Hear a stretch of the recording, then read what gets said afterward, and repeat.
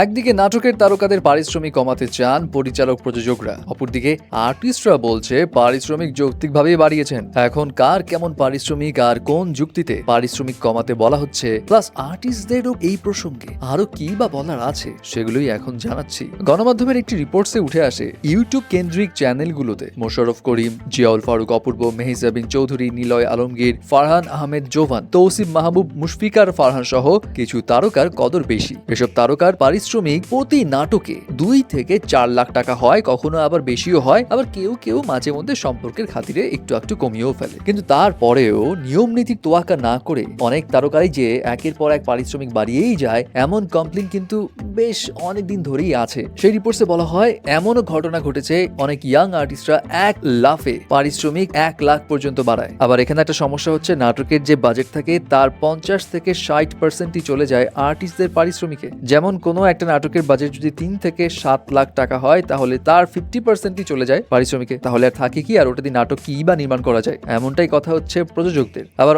অনেক আর্টিস্টরা এমনও করে যে ইউটিউব ভিউজের দোহাই দিয়ে পারিশ্রমিক বাড়ায়। ইউটিউবে ভিউ বেশি, সো পারিশ্রমিক বাড়াতে হবে। এই কারণে অনেক আর্টিস্টরা বছরে আবার দুবারও পারিশ্রমিক বাড়িয়ে থাকে। এবং এই প্রসঙ্গে পরিচালক মোস্তফা কামাল রাজ তিনি বলেন, স্পন্সরের অভাবে তিনি এখন নাটকই মুক্তি দিতে পারছেন না, কারণ আয় এখন আর আগের মতো নেই। আবার নাটকের মধ্যে যে ইউটিউবের বিজ্ঞাপন থাকে সেটারও 80% কমে গেছে, যে কারণে নাটকের ভিউ থাকলেও ওখান থেকে আয়ও কমছে। এতে করে বেশি বাজেটের নাটক থেকে ইউটিউব থেকে যে টাকা আয় হয়, সেটা দিয়ে কখনোই ওই নাটকের প্রোডাকশন কস্ট রিকভার করা সম্ভব নয়। এবং তার কথা, সবার আগে দরকার বাজার রান করা। এই জন্য তারকাদের পারিশ্রমিক কমানোর দরকার আছে। এবং অনেক প্রযোজকদের মতে অনেক তারকাদের পারিশ্রমিক 3 ভাগের 1 ভাগে নিয়ে আসতে হবে, কারো কারো ক্ষেত্রে অর্ধেকে নামিয়ে আনতে হবে, আদারওয়াইজ সামনে বিপর্যয় আরো বাড়বে। এখন এই তো গেল প্রযোজক পরিচালকদের কথা, কিন্তু আর্টিস্টরা কি বলছে? যেমন তৌসিফ মাহবুব তিনি বলেন, যৌক্তিক জায়গা থেকেই তিনি তার পারিশ্রমিক বাড়িয়েছিলেন, কাজের মানে গুরুত্ব দিয়েছেন, সময় নিয়ে কাজ করতেন, কিন্তু এই বাজেট নিয়ে কখনোই কারো কাছ থেকে অভিযোগ শুনেননি।